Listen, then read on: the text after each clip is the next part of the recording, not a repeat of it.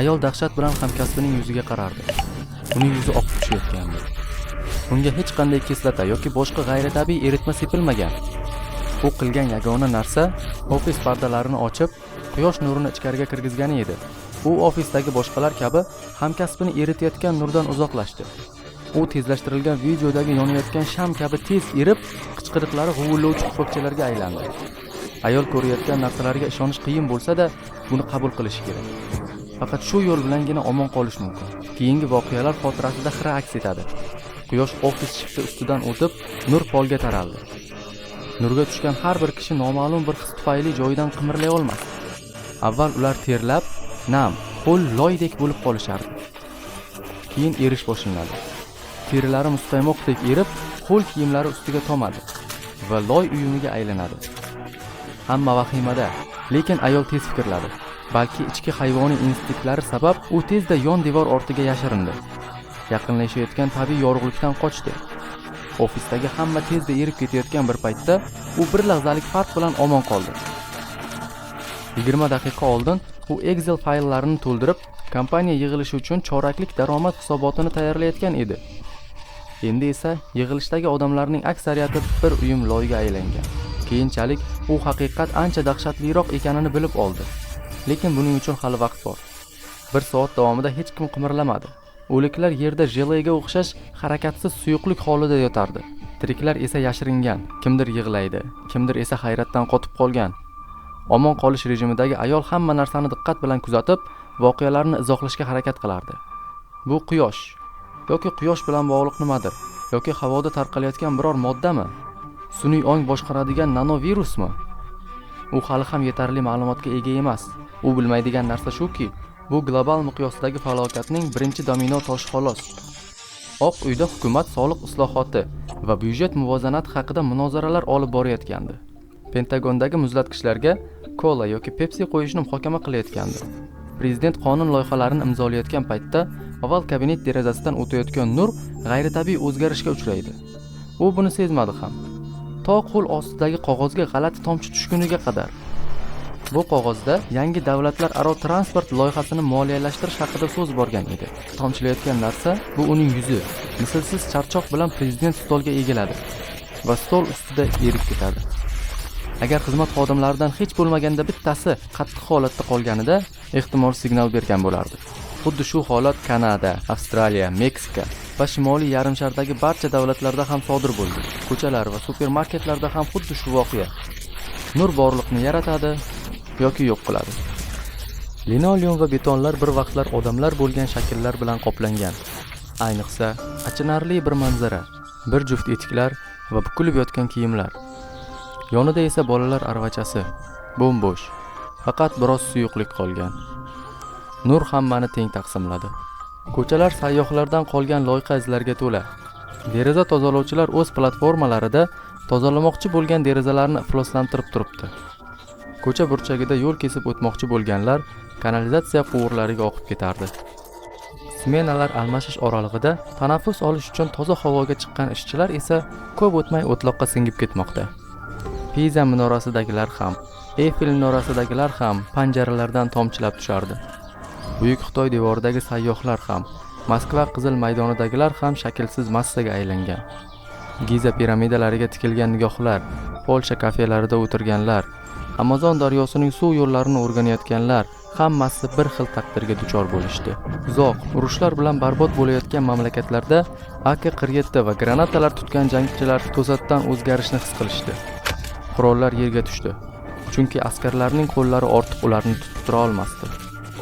Bir necha soniya ichida jang g'alati sukunatga burkandi. Harbiy kiyimlar loyga botib yotibdi. Ularni kiyganlar esa shu loyga aylangan. Dunyo nihoyat tinchlikka erishdi, lekin dahshatli to'lov evaziga. Endi ayolga qaytamiz. U bukilib, qo'rquv ichida butun dunyoga yoyilgan bu dahshatli falokatning ko'lami haqida bexabar o'tiribdi. Shu payt translyatsiya boshlandi. Ofisdagi barcha ekranlar g'ayrioddiy logotipni ko'rsatardi.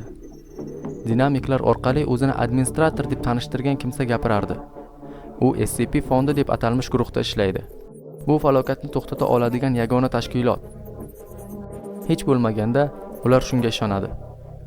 O'zini administrator deb atayotgan shaxs ofisdagi tirik qolganlarga hozircha ma'lum bo'lganlarini tushuntirardi.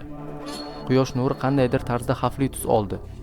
Unga tushgan har qanday odam darhol va qaytarilmas tarzda o'zgaradi. Nurga tushganlarni endi yo'q deb hisoblash kerak.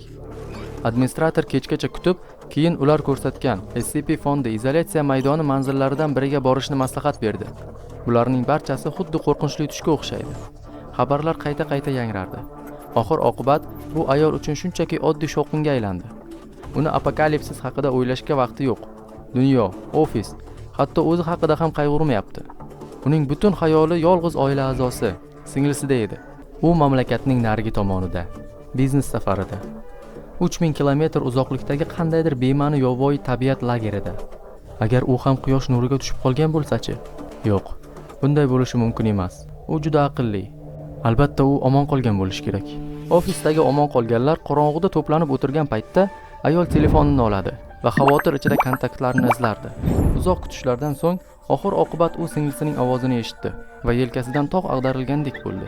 Bundan ortiq xotirjam bo'lishi mumkin emasdi. Vahima boshlangan paytda singlisi issiq yoga sauna chodirida bo'lgan. Quyoshning o'ldiradigan nurlaridan xavfsiz joyda. Ammo safardagi boshqalarning omadi kelmadi. Ammo endi ularga qayg'urishdan foyda yo'q. O'zgarish sodir bo'lganida ular kompyuterlar orqali xabar tarqatayotgan SCP fondidan bir xil SMS oldilar. Bir maqsad aniq edi. Dunyo so'nggi nafasini olayotgan pallada bir-birlarini topishlari kerak. Balki shunda hammasi joyiga tushar. Lekin qanday qilib? Mashinada borib bo'lmaydi. Hatto tunda ham yo'llar harakatsiz mashinalarga to'la. Haydovchilar esa o'rindiqlarida erib ketgan. Samolyotda uchib borish ham imkonsiz. Falokat boshlanishi bilan uchuvchilari suyuqlashgan samolyotlar osmondan qulab, binolar va aholi punktlarini vayron qilgan. Tez orada internet, elektr quvvati, infratuzilma, qonun ustuvorligi hammasi yo'qoladi. Xuddi bir necha soat ichida butun dunyo erib ketayotgandek. Balki ular eng yaqin SCP fondi izolyatsiya maydoniga borishar. Lekin u holda ular bir-biridan juda uzoqlashib ketishadi. Yo'q, yolg'iz holda xavfsiz bo'lishdan ko'ra hafta ham birga bo'lish yaxshiroq edi. Ayol qat'iy qarorga keldi. Qanday qilib bo'lsa ham u singlisining yoniga qaytishi va buning uchun kerak bo'lsa hatto halok bo'lishi ham kerak edi. Telefonni qo'yishdan oldin u shunday dedi: "Ehtiyot bo'l. Yoqtirgan joyimizda uchrashamiz va hammasi yaxshi bo'ladi."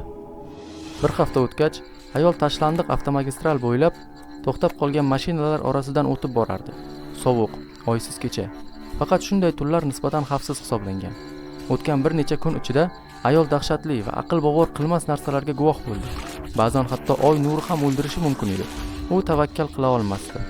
Shuning uchun ham imkon boricha yopiq kiyingan. U buni puxta rejalashtirayotgan edi.